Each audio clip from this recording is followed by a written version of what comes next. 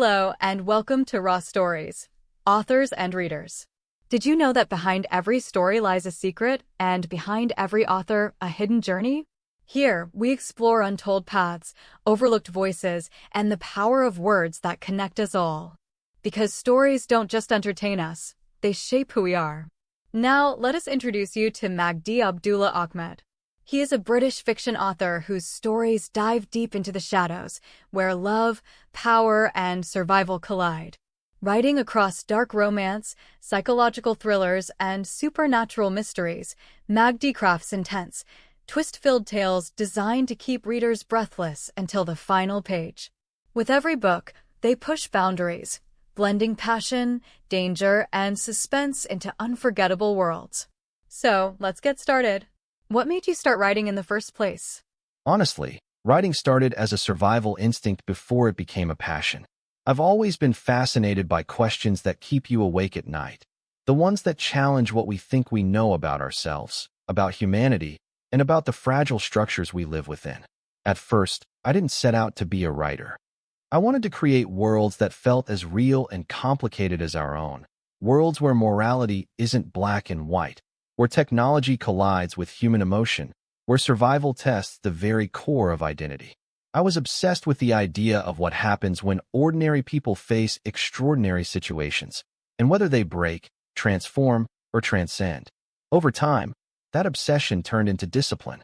Writing became less about putting words on a page and more about building experiences. I wanted readers to feel trapped, thrilled, terrified, or heartbroken, to live inside my characters' choices.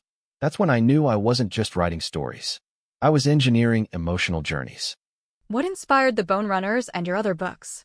The Bone Runners started with a single image that wouldn't leave me: a desolate city under curfew, silent streets, and a small group of people running through the darkness carrying something humanity had forgotten it needed. That image became a question. What would we risk if survival itself was weaponized against us?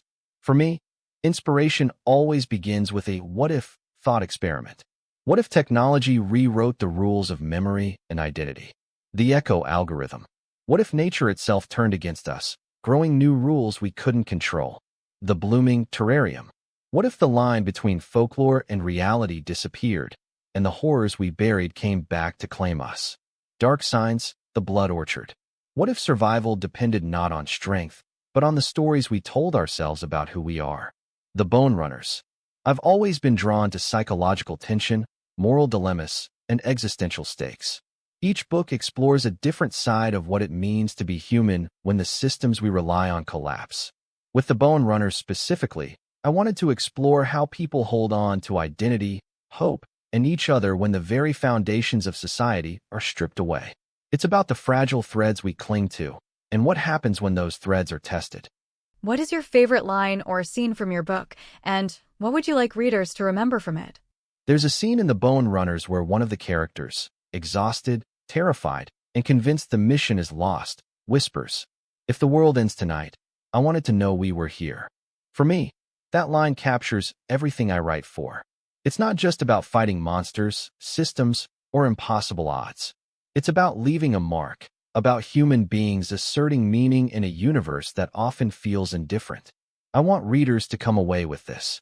No matter how dark the circumstances, no matter how overwhelming the forces against us, our stories, our choices, matter.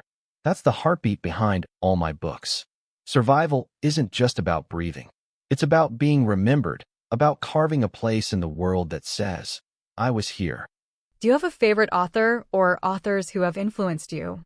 I've learned from so many authors, but I've never wanted to sound like anyone else. My influences are less about copying style and more about studying how they make us feel. Stephen King taught me about atmosphere and dread, how horror works best when it starts quietly, when it feels like it could happen in your neighborhood tomorrow. Cormac McCarthy showed me the power of lean, stripped-back prose that still carries devastating emotional weight. Margaret Atwood inspired me with how dystopia can mirror reality, her ability to warn us about the future by holding up a cracked mirror to the present. And Haruki Murakami influenced the way I weave unsettling mystery into grounded reality, that thin line where the impossible starts to feel inevitable.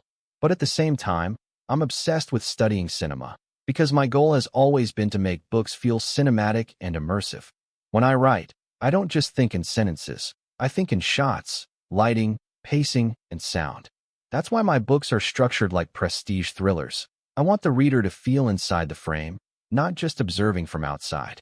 What advice would you give to writers who want to self-publish their work? I always say there are 3 battles every self-published author fights. The craft, writing the book, is only half the job. Learn structure, tension, pacing, character arcs. Study the books you love, not just to enjoy them, but to reverse engineer why they work. The business, self-publishing, isn't a shortcut.